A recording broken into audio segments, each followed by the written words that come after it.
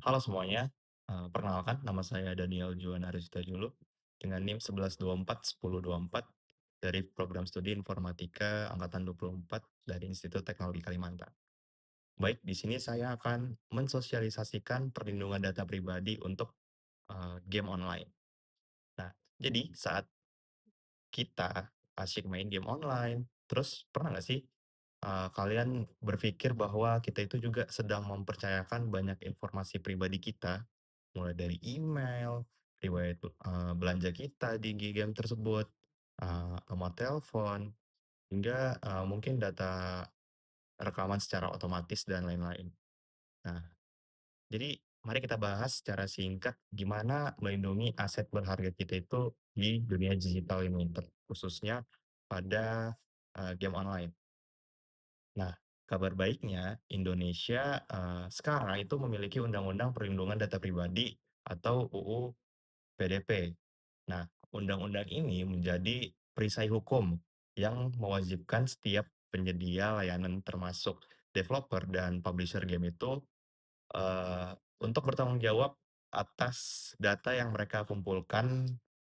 Jadi mereka itu harus mengelola data tersebut dengan aman, transparan, sama tujuannya, dan tidak boleh sembarangan membagikannya jika, mereka lalai dan terjadi kebocoran, mereka itu bisa dikenai sanksi gitu. Nah, yang artinya kita ada payung hukum yang melindungi hak kita sebagai pemilik data pribadi tersebut. Nah, lalu, data apa aja sih yang termasuk ke data pribadi kita yang di dalam game online tersebut? Nah, yang pertama ada data yang kita berikan saat pertama kali mendaftar, misalnya nama akun, email, nomor telepon, eee, tanggal kelahiran kita dan tempat kelahiran kita mungkin, dan lain-lain. Nah, kedua, data dari aktivitas bermain kita, misalnya riwayat transaksi kita saat berbelanja di game tersebut, percakapan kita di chat maupun dengan orang lain ataupun teman kita, dan rekaman gameplay kita. Sehingga statistik seperti, win rate dan jam main kita itu kelihatan gitu. Nah, ketiga, data yang dikumpulkan secara otomatis melalui alamat IP, jenis perangkat, dan lokasi perkiraan. Nah, dan yang paling sensitifnya, data verifikasi seperti foto KTP ataupun kartu pelajar yang diminta beberapa game untuk, turnamen ataupun transaksi ataupun fitur tertentu. Contohnya seperti Roblox, itu menggunakan verifikasi foto KTP yang di mana berfungsi untuk, mengaktifkan voice chat di dalam game tersebut.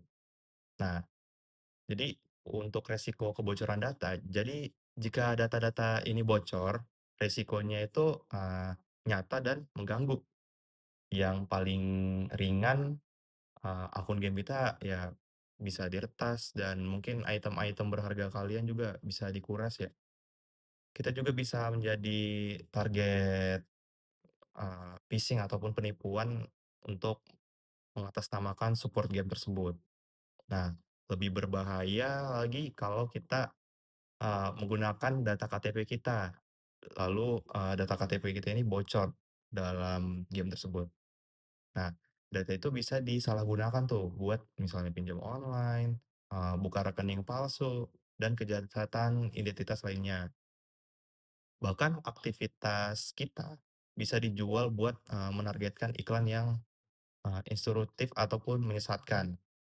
Nah, jadi untuk cara melindunginya, sebagai, user atau pemain gitu, kita bisa proaktif melindungi diri kita sendiri. Yang pertama, kita harus gunakan password yang kuat gitu, dan perbedaan untuk setiap akun.